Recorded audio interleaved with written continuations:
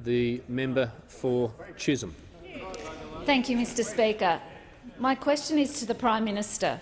Will the Prime Minister advise the House of action being taken by the government to make union officials more accountable to their rank-and-file members and clean up Australia's building and construction industry? How will this improve the productivity of work sites across Australia? The Prime Minister has the call. Thank you, Mr Speaker, and I thank the honourable member for this very important question. Mr Speaker, this parliament will soon be asked to pass, once again, legislation to improve the accountability and transparency of unions and employer organisations and to re-establish the Australian Building and Construction Commission. These are vital economic reforms. They are an important, critical part of our economic plan.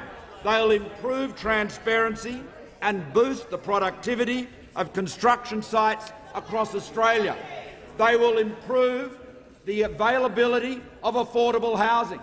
They will ensure that the roads and the hospitals and the bridges we build are built at less cost to the taxpayer rather than having the cost inflated by 30% or more because of the outrageous and unlawful industrial malpractices of the CFMEU. Mr Speaker, we have seen example after example of bullying and standover tactics, of thuggery and lawlessness of militant unions. The member for Griffith. Their contempt for the law, their lack of concern for the workers they claim to represent has impacted thousands of construction workers right across the country.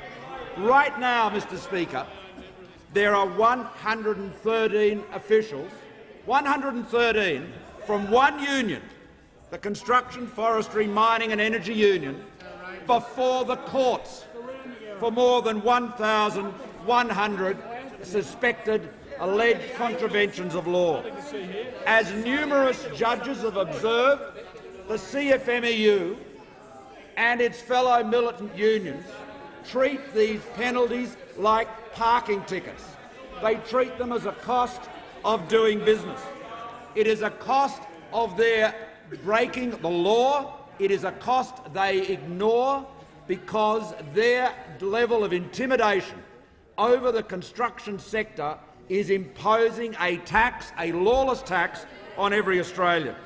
Mr Speaker, 1 million Australians, 300,000 small businesses work in our building and construction sector.